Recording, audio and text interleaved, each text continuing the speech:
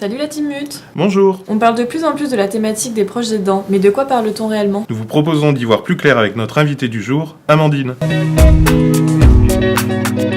J'ai un peu de mal à définir le statut d'aidant. Si demain j'aide ma mère, ça veut dire que je suis aidante? C'est plus compliqué que ça, sinon tout le monde se déclarerait aidant. Toute personne qui vient en aide à un proche âgé dépendant ou en situation de handicap sur les activités quotidiennes à titre bénévole est considérée comme un proche aidant. Ah, mais c'est vraiment un accompagnement au quotidien. C'est clair, ça doit être lourd à porter. Il est vrai que les proches aidants sont plus souvent sujets à l'anxiété, l'épuisement et même l'isolement. Mais alors, comment faire pour gérer ce genre de situation? Il est très important de reconnaître ses limites. Cela requiert des ressources considérables, que ce soit sur le plan physique, psychologique, émotionnel ou financier. C'est propre à chacun. Un aidant en bonne santé favorisera un aidé en bonne santé, donc ne culpabilisez pas. C'est facile à dire, mais concrètement, qui peut m'aider et comment? N'hésitez pas à solliciter le soutien de votre famille ou de vos amis. Par exemple, une personne à distance pourra prendre en charge des démarches administratives. Vous pouvez solliciter des structures d'aide à domicile polyvalent. Cela peut être sur l'aide ménagère, l'aide à la toilette, la préparation ou le portage des repas, ou sur des soins infirmiers. Vous pouvez solliciter des structures spécialisées pour placer votre proche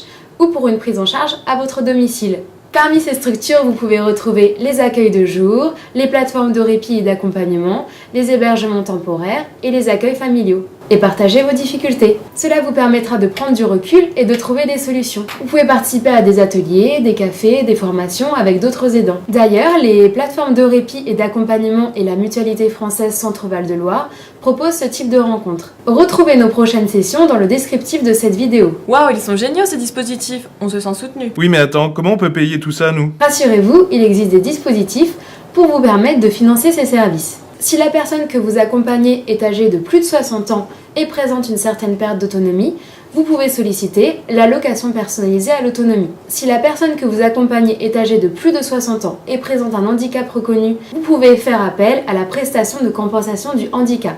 Selon vos ressources et le degré de perte d'autonomie, d'autres organismes peuvent vous accompagner dans cette charge financière. N'hésitez pas à contacter votre caisse de retraite, régime général et complémentaire, votre mutuelle, mais aussi l'Agence nationale de l'habitat, s'il est question de l'adaptation du logement au handicap. Tu vois qu'il en existe des solutions. Mais moi, quand il s'agit de monter un dossier, je suis complètement perdu. Ne vous inquiétez pas, vous n'êtes pas seul. Votre mairie peut vous fournir la liste de tous les services d'aide à domicile. Le Centre local d'information et de coordination, dit CLIC, qui est le lieu d'information privilégié pour les personnes âgées et leur entourage. Sur le Loir-et-Cher, vous pouvez faire appel à Vivre Autonome 41 et des permanences sont d'ailleurs proposées dans les maisons départementales de cohésion sociale. La maison départementale des personnes handicapées, les associations d'usagers du type France Alzheimer, France Parkinson, l'Association française des aidants.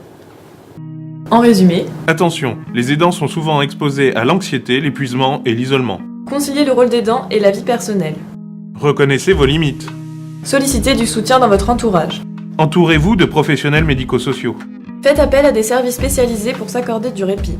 Partagez vos difficultés. Faites appel à l'APA ou à la PCH pour vous aider financièrement.